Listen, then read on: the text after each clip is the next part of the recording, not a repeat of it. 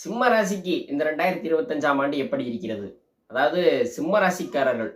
சிம்ம ராசிக்கு அதிபதி சூரிய பகவான். மிகவும் ஆற்றல் மிக்க ஒரு ராசி சிம்ம ராசி. இந்த சிம்ம ராசிக்கு தற்பொழுது 7ஆம் இடத்தில் சனி பகவான் இருக்கிறார்.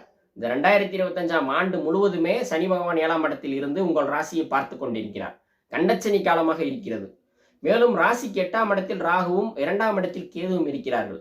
இவர்கள் ஏப்ரல் மாதம் பயிற்சியாகி ராசிக்கு 7ஆம் இடத்திற்கு ராகுவும் ராசிக்குள் கேதுவும் வருகிறார். இது ஒரு சிறப்பான அமைப்பு.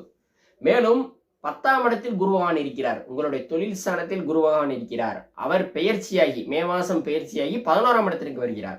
இது மிக மிக சிறப்பான ஒரு அமைப்பு. 11ஆம் இடத்தில் குரு பகவான். சிம்ம ராசிக்கு 100% நன்மை செய்யக்கூடிய கிரகம் எதுன்னு பார்த்தீங்கன்னா அது குரு பகவான் தான். அவர் 11ஆம் இடத்திற்கு வருகிறார். தனகாரகன் என்று சொல்லக்கூடிய குரு பகவான் லாபஸ்தானத்திற்கு வருகிறார். அதாவது சிம்ம ராசிக்கு குரு பகவான் தான் நன்மை செய்யக்கூடியவர். அவர் 11ஆம் இடத்திற்கு வரக்கூடிய காலகட்டத்தினால் பணப்புழக்கம் அதிகமாக இருக்கும். உங்களுடைய தொழில் வளர்ச்சி அபாரமாக இருக்கும். ராசிக்கு 7ஆம் இடத்தில் சனியும் ராகும் சேரப்போகின்றார்கள். இந்த அமைப்பு என்பது கண்டிப்பாக திருமணத்தை ஏற்படுத்தி கொடுக்கும்.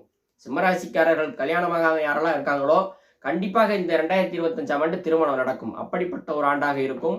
மேலும் ராசிக்குள் கேது பகவான் வருவதால் ஆன்மீக நாட்டம் அதிகமாக ஏற்படக்கூடிய ஒரு ஆண்டாக இருக்கும். ராசிக்குள்ள கேது பகவான் தான் ஆன்மீகத்திற்கான கிரகம். அவர் வர்றதனால் ஆன்மீகத்தில் அதிக ஈடுபாடும் நாட்டம் ஏற்படக்கூடிய ஒரு ஆண்டாக இருக்கும். பல யாத்திரைகள் செல்லக்கூடிய ஆண்டாகவும் இந்த ஆண்டு இருக்கும். ஆன்மீக யாத்திரை செல்வீர்கள்.